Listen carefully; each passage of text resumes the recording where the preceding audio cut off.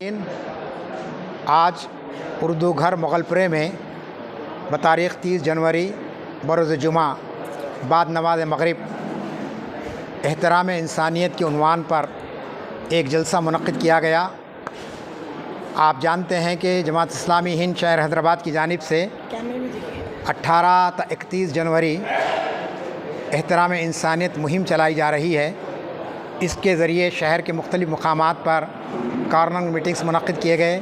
اس مہم کا مقصد یہ ہے کہ مسلم معاشرے کے اندر جو سماجی برائیاں پھیل گئی ہے، مثلاً قتل کے مسلسل واقعات ہو رہے ہیں، نوجوان مختلف قسم کی بری عادتوں خاص طور پر نشاور چیزوں سے ملوث ہوتے جا رہے ہیں، اور اسی طریقے سے آپ دیکھ رہے ہیں کہ کئی قسم کی سماجی برائیاں ہمارے سماج میں پلتی جا رہی ہیں۔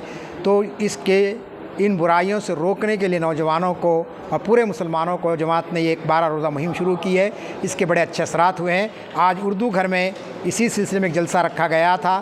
ہمارے لیے بڑی خوشی کی بات یہ ہے کہ آج کے اس جلسے میں حضرت مولانا محمد حسام الدین ثانی المعروف جعفر پاشا صاحب جانشین مولانا عاقل نے بحیثیت مہمان خصوصی کی شرکت کی ہے۔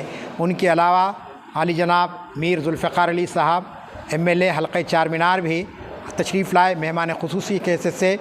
ان دونوں حضرات نے بڑے ہی گراں قدر خدمات اپنی تقاریر کے ذریعے سامعین کو بہت ہی متاثر کیا۔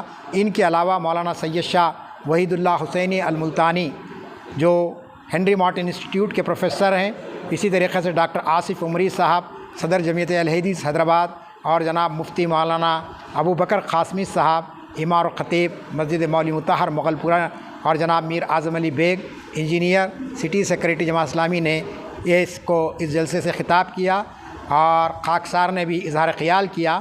تمام مقررین کا کہنا یہی تھا کہ حیدرآباد کے اندر جو برائیاں پھیل رہی ہے، اگر ہم اس کو خاموشی سے انگیز کریں گے تو یہ برائیاں ایک سیلاب کی شکل اختیار کر لیں گی، اور کوئی گھر اور کوئی خاندان نہیں بچ سکے گا۔ لہٰذا ہم سب کو اس کے خلاف متحدہ کوشش کرنی چاہیے۔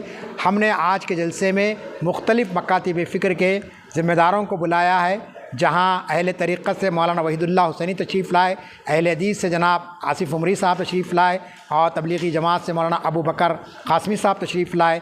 تو مقصد ہمارا یہی تھا کہ تمام مسالک کی طرف سے اگر برائیوں کے خلاف جدوجہد کی جائے گی تو یقیناً معاشرے میں بہت بڑی تبدیلی آ سکے گی۔